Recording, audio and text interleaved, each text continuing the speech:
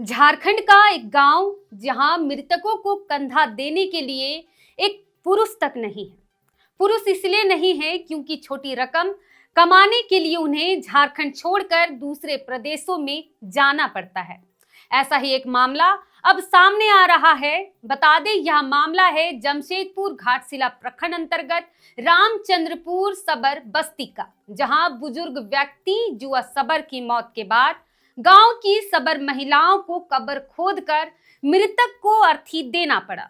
भले ही यह घटना बहुत ही भावुक और गहरे सामाजिक और सांस्कृतिक संदेश से भरी हुई है, लेकिन यह घटना झारखंड सरकार की ओर से आदिम जनजाति में से एक सबर आदिवासी को संरक्षित करने के प्रति लापरवाही को साफ दर्शा रहा है कि आखिर किस तरह यहाँ के सबर आदिवासियों को ऐसे परिस्थितियों से गुजरना पड़ रहा है।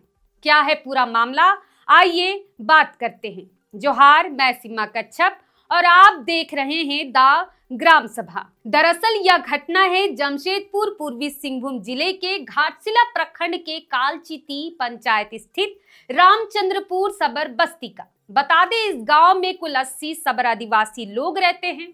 इस गांव के अधिकांश पुरुष सदस्य नौकरी की तलाश में पलायन कर गए हैं, लेकिन गांव में बचे एक पुरुष सदस्य जुआ सबर, उम्र 45 वर्ष थी। इनकी भी अब मृत्यु बीते बुधवार 29 जनवरी को रात को हो गई है। कहते हैं जन्म और मृत्यु का कोई समय सीमा नहीं होता है, कब किसकी मौत हो जाए ये कोई तय नहीं कर सकता है। लेकिन इससे बड़ी दुर्दशा क्या ही हो सकती है जब अर्थी बनाने के लिए गांव में एक भी पुरुष ना हो और पिता की अर्थी को कंधा देने के लिए मृतक का बेटा ही ना मौजूद हो। दरअसल मृतक जुआ सबर का एक बेटा और एक बेटी है, लेकिन बेटा तमिलनाडु में नौकरी करता है।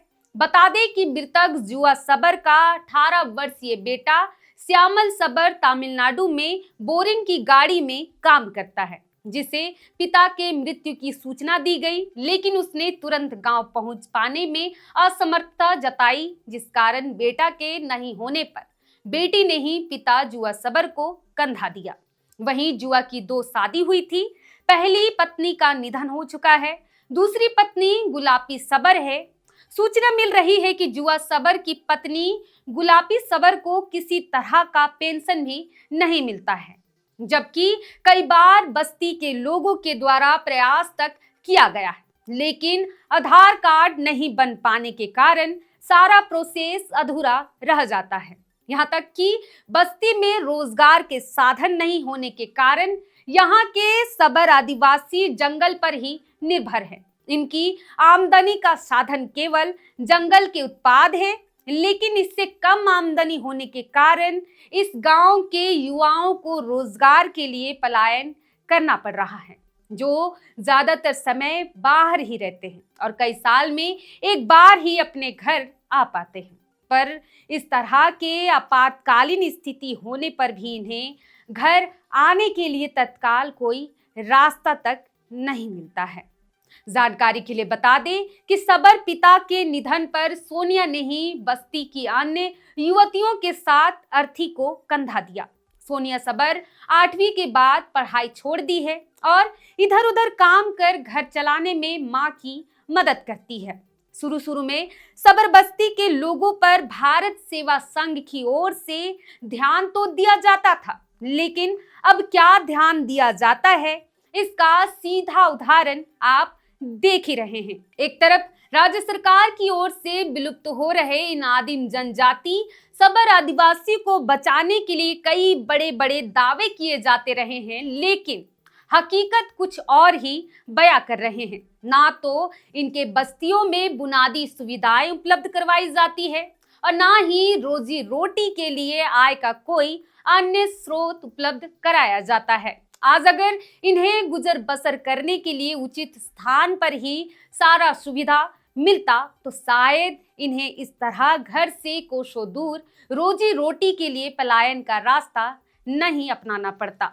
साथ ही आपको बता दें, स्वास्थ्य सुविधाओं की कमी के कारण कम उम्र में ही इन आदिम जनजातियों की लगातार मृत्यु से इनकी संख्या तेजी से घट रही है। बता दें, लगभग 30 वर्ष पूर्व 28 से 30 सबरों का आवाज बना था, जो कि आज सभी आवाज जर्जर हो गए हैं। भारत सेवा संघ ने सबर लोगों के रहने के लिए टीन शेड बनाया था, लेकिन आंधी तूफान के कारण टीन शेड खंडहर से हो गए हैं। बस्ती में सामुदायिक भवन बनाया गया है, वह भी पूरी तरह से जर्जर हो चुका है।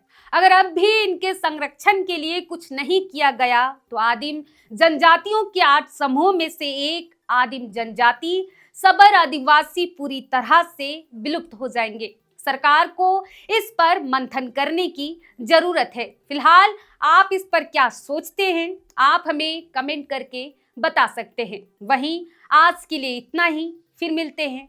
जोहार।